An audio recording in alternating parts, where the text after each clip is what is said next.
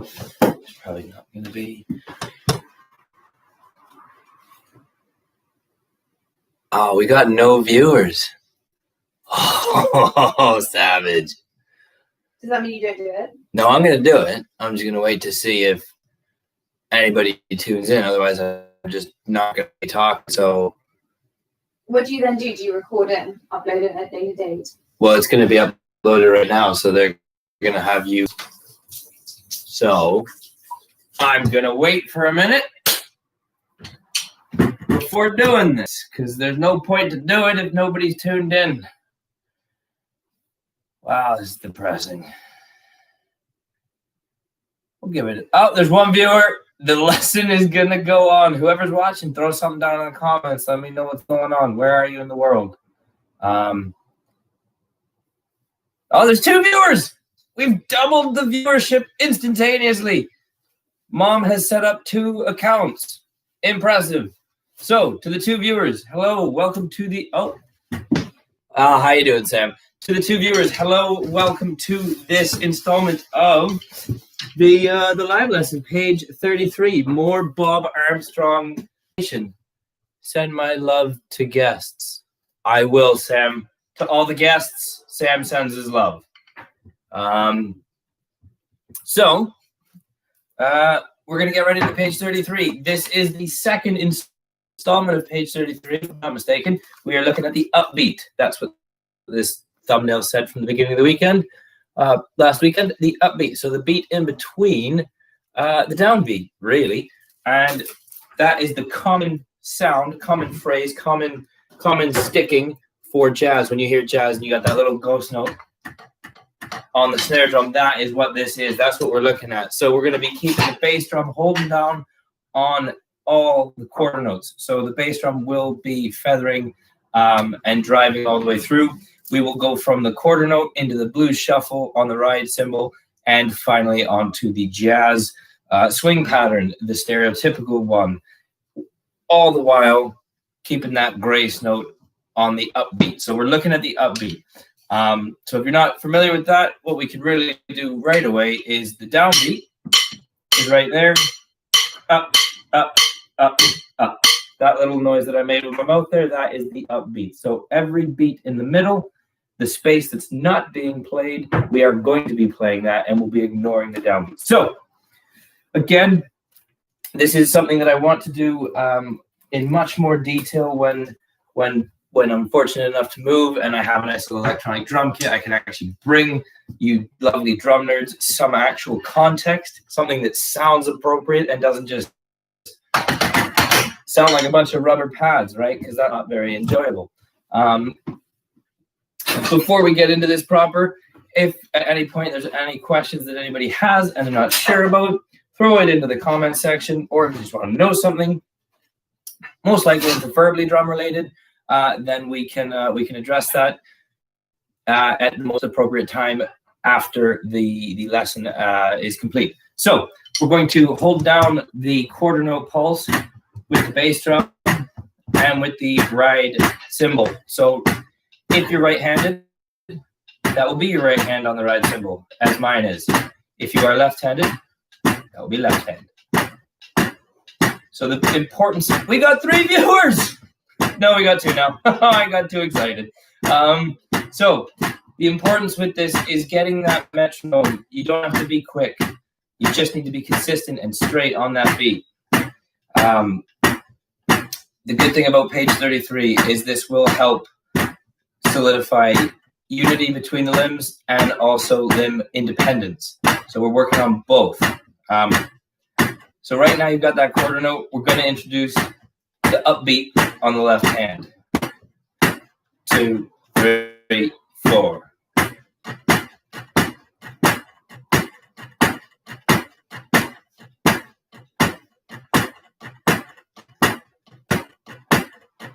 Now remember, have a nice loose grip. Your thumb, again for reference, if you've got big first sticks, will be that flag. And you want that resting in the final distal phalanx of your index finger. You said drummers weren't smart. this time. So, oh, and you did it. We're shifting over to that blues shuffle, which is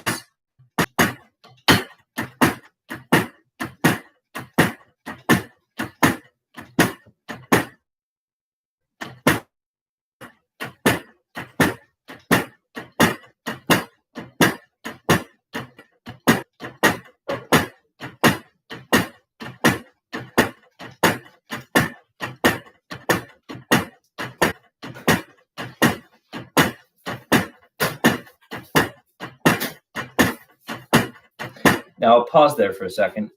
The important thing to note about that is we are working on complete coordination and unity between the right hand and the bass drum on that downbeat, that accent part of that blues shuffle. However, the grace note and that upbeat on the other part of it is in conjunction with the grace note and the upbeat of the snare. So we're working on joining both limbs together on two different parts of that shuffle phrase. So the downbeat will be with the bass drum, the up will be with the snare drum. So it's very important to take this slow, even if you're going at maybe 50 BPM, really take that down a lot. And you want to make sure that you are living on that beat so that both are hitting together. You don't want any flamming. Flamming is good to be able to do, but this is not a flam exercise. We're looking at absolute clarity and nice consistent groove. So we'll get right into that shuffle again. 1, 2, 3, 4. Right? So take it slow. Obviously, there would be a click if I knew how to do that, if I was as technically savvy. When you're coming up with that on that blues shuffle, on a side note, you're kind of getting that palm to face the surface. Again, I went into some crazy Bob nerdiness last week. So if you want to get into that, check out last week's downbeat jazz lesson. But we're really bringing the palm up, as you can see there, bring the groove along, and it allows for the more softer upbeat and accentuating parts to then hang themselves off of. So you're really looking at building that foundational structure of the groove. Look at it as a house. You're building the frame, the base of this all, and that is really going to be the loudest part of that groove. With at the bottom, when you stop at about 1 inch off the cymbal, you want to just break the wrist a bit and give way to having that fulcrum become the finger, that index, and you let those fingers go away from the stick. And as you do, you just pick that up and catch it again and bring it down for some attack for the following downbeat of the next section of that blues shuffle. So we'll get into that again one last time before moving into the swing. Just take a minute to see that. You might need to just practice stopping the stick about 1 inch off the cymbal, because that in itself can be considerably challenging. So if at any point any of this seems too advanced or too far, don't throw all this down at one time. Just find where you get stuck and hammer that home.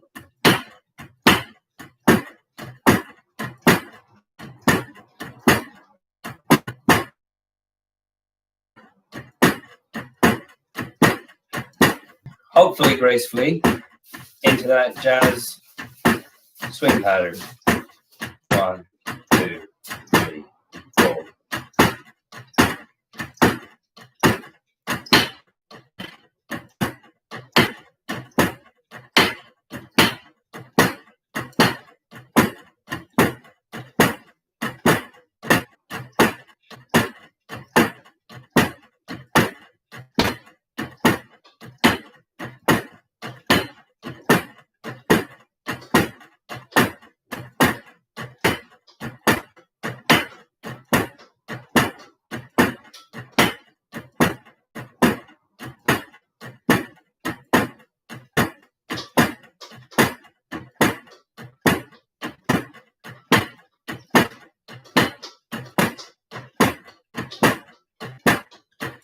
Now, to really look at that jazz pattern, again, this is something that I want to get into really, really, really in depth behind a proper kit, or at least an electric kit, which is you get that's when that kind of molar whip comes into play, and we can really dive into some molar if you want, either during this or in another lesson. We can actually really hammer that down. But what that is when you come down, as if you're approaching that quarter note pulse, you throw that into the cymbal and kill it off the top of the surface, and your shoulder almost juts out to the side in a nice fluid kind of oval motion. You go out, keeping that stick tip about where it is, that inch off the cymbal, and you kick it out, and it gives you that grace note.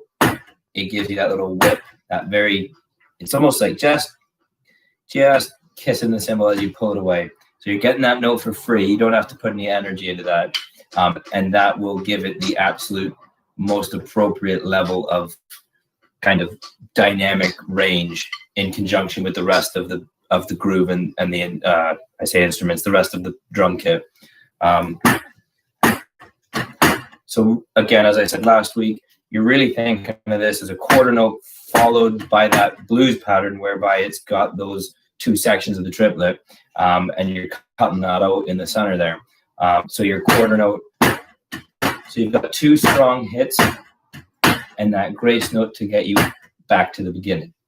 So again, with that upbeat on the snare and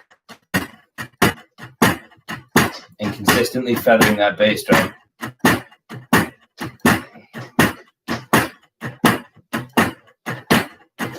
You want to just hold that down. Good.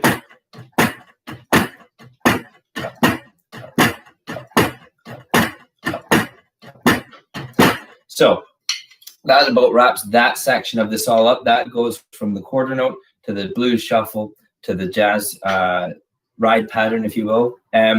What should be noted is you are stepping 2 and 4 on the hi-hat.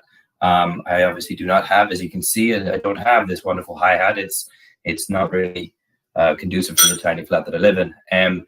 But that will be stepping on 2 and 4, and personal preference, but word to the wise, giving about an inch and a half of space on that hi-hat separation gives that nice crunch, and that gives you that 2 and 4 backbeat. And when you're feathering that bass drum, you're heel down, right? So imagine this hand is the heel, you're heel down and you're bringing it in. Now that in itself is an entire practice session that could take weeks and months, and you really want that beater coming off of the head. You don't want to bury the beater. You will choke the drum. You'll kill it. It's appropriate for certain genres, but jazz it has its place for it. Don't get me wrong, but really, if we're looking at puritanical jazz approach, you're just feathering that bass drum. So you're going to feel a real sharp pain at the beginning down the front end of your shin there, because you're going to be using muscles that you might not have used previously. And you just want you want that beater to just come off that head.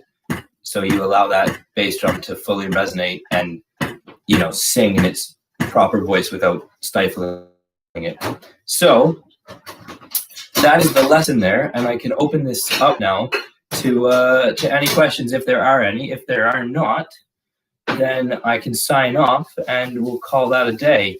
But let me know if any of these 3 viewers want to say anything, ask any questions about the drums, anything at all, any molar questions, then please do feel free to put that down. I'm doing very well, thank you, Sam. Yes, I'm doing well. I'm enjoying this. 3 views. This is a good thing. I really like this. I would like to give a shout out to all the Drum Nerd family there. Pianiste and Sensei Sushi and Sam and Dari and all these people out there that keep this chugging along, I guess. Joey Triviani voice. Yeah. I wish. That would be nice. So, again, there's not much more I can go into. I mean, well, there's a lot more I can go into this, and it would be fitting with the name of the channel being Drum Nerd. But at the end of the day, there's only so much you can convey jazz-wise, let alone any beat across these pads. What I will say is I have just done a bunch of filming for the new videos. They will be coming out every Monday. And so that is something to hopefully look forward to. No, I will not take my shirt off. And I will have those coming out. And hopefully when I get in this new house and get this drum kit as my own little treat, I will be able to give a lot more decent and appropriately sounding lessons. And it won't be little rubber pads. It'll actually be something that gives context and you can actually finally hear things. Yeah, this has been a decent live session. Again, that jazz pattern, really, the thing about that beat is you don't want to just dive into that beat and just do that as it is and think you can just get that straight off the bat.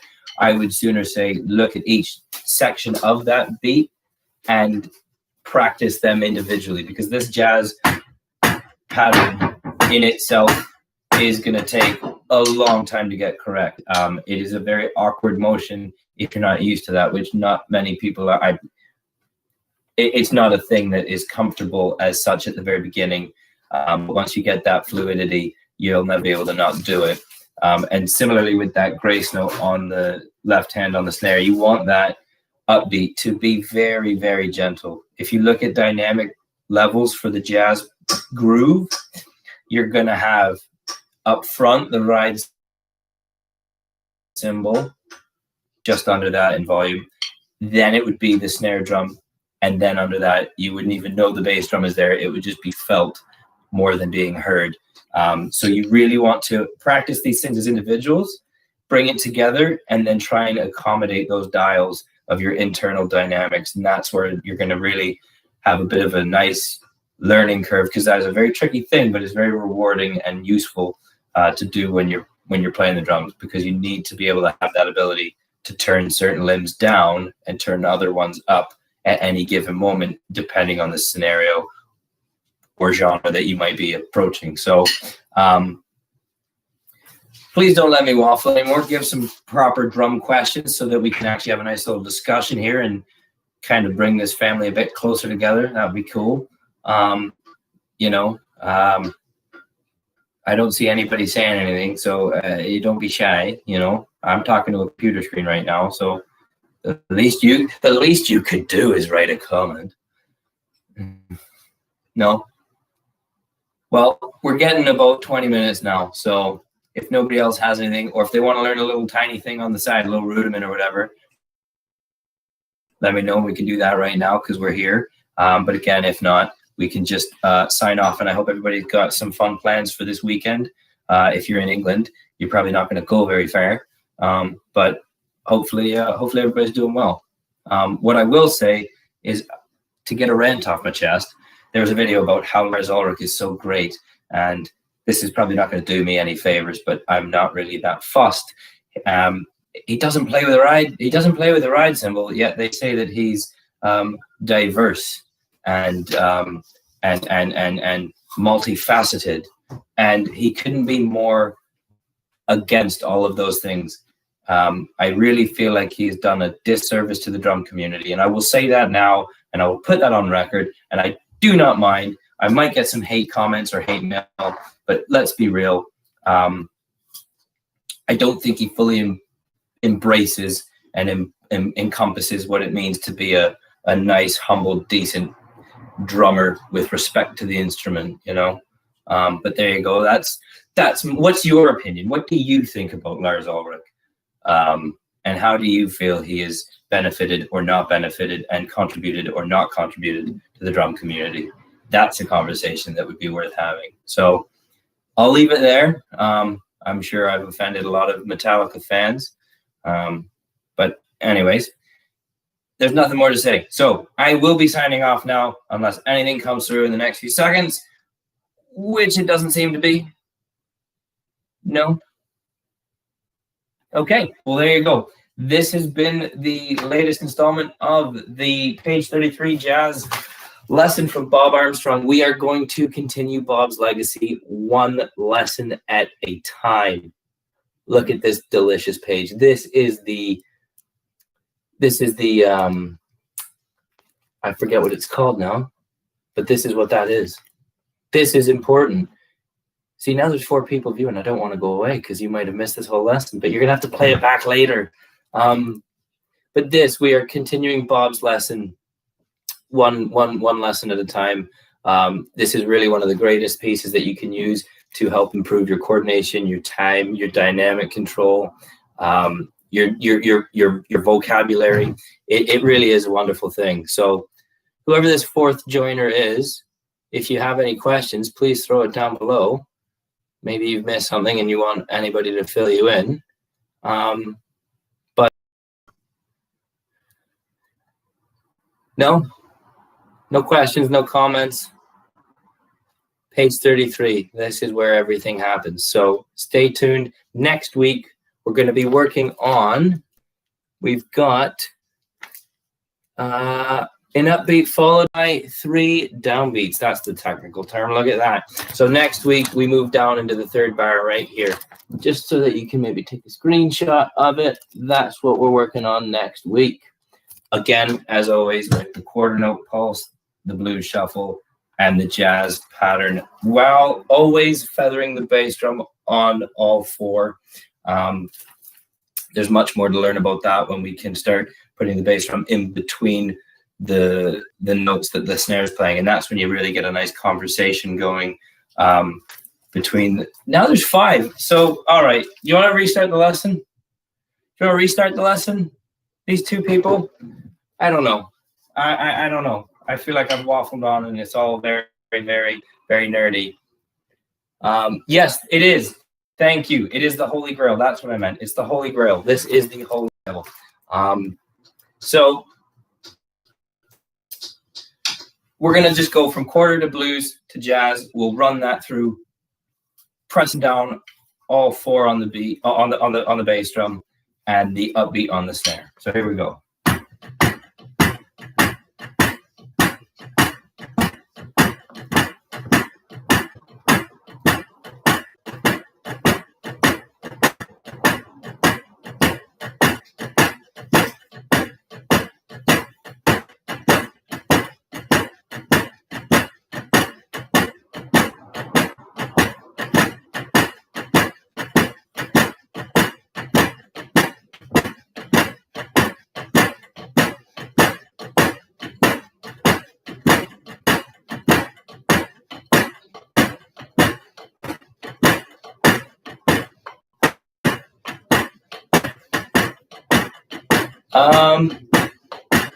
John Bear, 171. Can we print that in a PDF? You know what? Can you put down here? So that's what we were looking for here. For you, I will give you my email in this chat, and then email me, because I don't think you would maybe want your email being public. So if you just email me, johnbear171, if you email me, then I'll know it's you, and I will do what I can to scan you over a copy of page 33. Absolutely. Thank you for that question. That's really cool. I'm more than happy to do that. It's definitely something that is worth having. So yes, again, anybody else, not just John Bear, send me an email. My email's in the chat box now. And then let me know you want the copy, and I can get this across to you. And then if you ever need, you're most welcome, John Bear. Thank you for coming. That's a new name. I have no idea who you are, but thank you for sticking by and joining and jumping in on this lesson. I really do appreciate that. Hopefully you're part of the Drum Nerd family now. Hopefully we've just got a new member here. But yeah, let me know if that's something you want. So I'll send that out to whoever wants to email me. And if you have any questions, feel free to continue emailing me, and I can kind of walk you through the Holy Grail that is page 33. We can absolutely get that nailed to the floor. There's so much stuff that can be done with this. This is absolutely a Swiss Army knife of drum notation, and it really does open up a lot of fluidity around the drum kit. It opens up just so many different possibilities. So thank you for that, John Bear. That's really great, and I will. I'll wait for that email, and I'll send you over that version. So I I got nothing more to add. I know I've kept saying I'm leaving, and I'm sure people are thinking, just go away now and stop talking. So I will. But thanks for stopping by. John, Bear, Sam, the other people that didn't comment but have been here, thanks for stopping by. And I hope you have a great Friday night or Friday afternoon, wherever you are in the world. And I'll see you next time. This time next week, we're working on the third bar. So get excited. I know I am. And I can't wait to see you guys there. Thank you very much. Be well.